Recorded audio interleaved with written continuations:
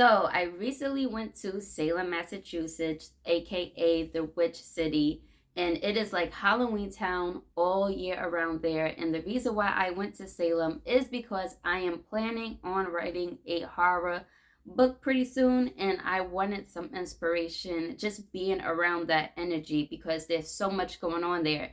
And it was a place of the witch trials back in 1692, and I had quite the experience there. One of the museums that I went into, which was the Ouija board museum, I came out feeling not feeling sick, but I did get sick. Something did happen, and there's been some accounts where people have went to the Ouija board museum and came out sick, and I was one of those people. And yeah, I gotta talk about that in this video.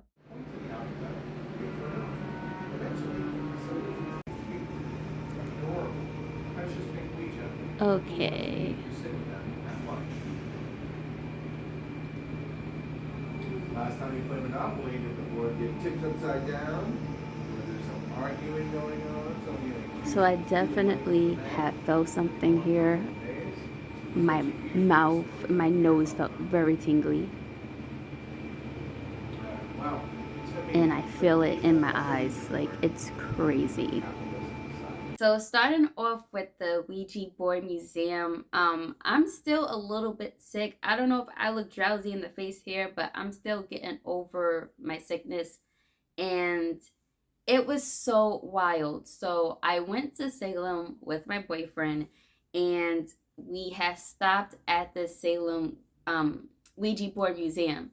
And it's like, okay, so when you first go in, there's a store, and the museum is in the back of the store. So there's like another store connected to that store. So it's like you go in, there's a bunch of like witchy stuff that you can buy, and then you go into this back room, and that's the museum. And the whole room is filled with a bunch of Ouija boards and history about the Ouija boards and all that good stuff.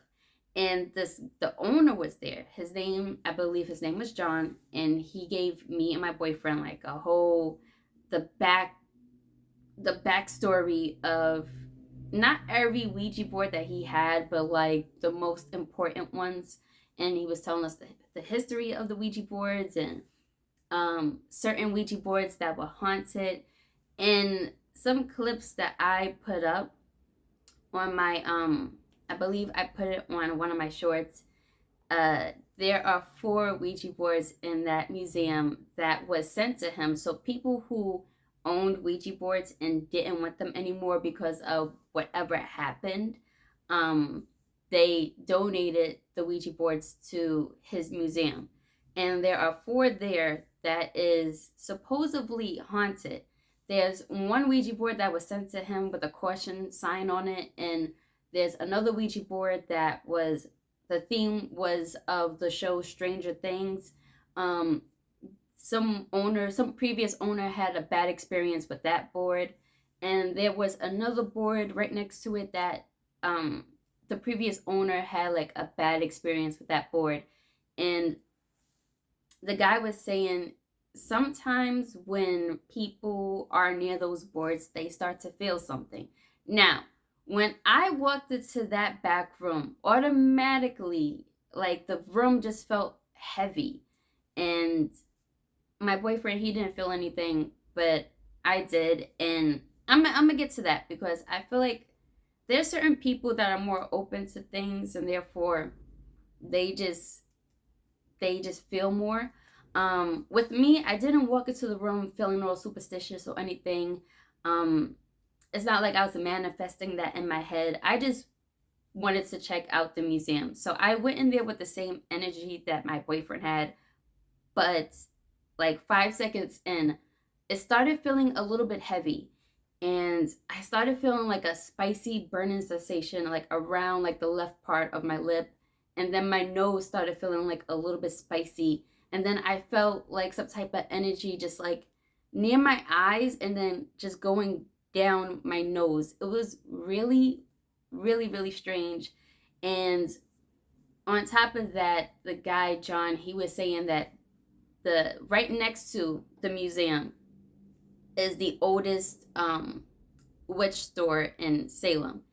And they donated this chair to him because they had bad experiences with this particular chair. I guess um that chair has been there for like a long time, and there's been previous witches doing like readings and stuff with that chair. I don't know.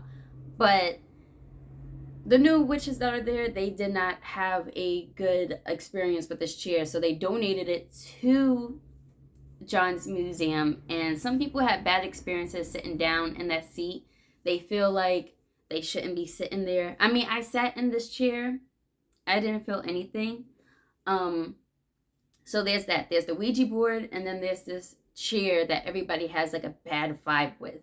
And then the store that they have the Ouija board in, the museum in the basement, they say that it's supposedly haunted. So now it's like you got this Ouija board museum inside this store that is supposedly haunted already, and you have this chair that's been donated from the witches at this other store right next to them that is the oldest witch store in Salem. So it's all of that going on. And as soon as we left that museum, I started sneezing and coughing, and it started off really light. It didn't feel like I was getting sick. And, I'm from New York, and from the drive from New York to Massachusetts was like 4 to 5 hour drive. And it is a little bit more colder out there. I mean, up in Massachusetts, but it wasn't that too much of a weather difference to where I could see why I got sick from the weather. I don't think it was that. I didn't eat anything bad. I didn't have a stomach ache, but the very next day, I just started throwing up, like continuously throwing up, and I didn't have a stomach ache or anything. So that was pretty weird. And it didn't feel like I didn't feel like I had, I don't know, any bad spirits or whatever following me. I felt like I was getting rid of toxins in a way. And I did get a reading the following day, and the lady who did a reading on me, who I'm going to talk about a little bit in this video too, because she did a really good job with my reading. She felt the same way, that she felt like that was supposed to happen, and it just seems like I was getting rid of toxins. I don't know, but that was quite an experience, and I definitely took some notes. So the following day, I got a reading done by this lady named Kimberly, and I am going to leave her business here on the screen. If anybody is ever in Salem and you want to get a reading done, I definitely advise for you to go to Kimberly. I feel like she wasn't one of those scammers, because you can kind of tell. And I feel like what certain readers that do be scamming, I you could tell whether, like, you could have a feeling whether they had like searched you up on like Google or something, went through your social media or whatever. I those are the scammers. I feel like the real deal type of readers, they will be able to pinpoint things about you or something that happened to you that you wouldn't be able to find on Google if someone was to like search you up. And my experience with Kimberly was exactly that. She was able to pinpoint things about me and go deep on certain things that you she wouldn't have been able to find on Google if she was to like search me up or anything. So yeah, Kimberly, she's really good. So if you're ever in Salem and you want to get a reader done, check her out. So I what happened when I went to Kimberly, she did a reading, she did tarot cards, she did like a healing sound cleansing. Um, she was able to tell me which chakras of mine was open and which is closed. And she was able to, like, she did my astrology chart, and she asked me if I believed in like past lives or whatever, which I'm back and forth with that. Like, it's like a challenge for me. I don't know. It's I challenge that idea of having past lives. But sometimes I believe it or whatever, and sometimes I don't. Like it's just so back and forth. I don't know. Right now I just feel like we only got one life to live, but that's that. But she was able to tell me certain things about like my past life, and she was able to tell me things of situations that I'm going through now, and so on and so forth. But she was, from my astrology chart, she was able to see that I'm really deep in spirituality. Besides me being a Pisces, and I have a lot of like dark essences and whatnot in my chart. So when I told her about the Ouija board museum, she was saying how some people are just very like open to that.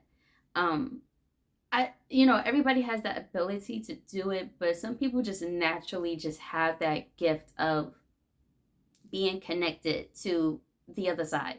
So, besides for me throwing up and having that experience, my overall experience in Salem was really good. I got to see a lot, and I was able to pull a lot of inspiration from certain things that I saw from like the Monster Museum and other haunted attractions that I went to.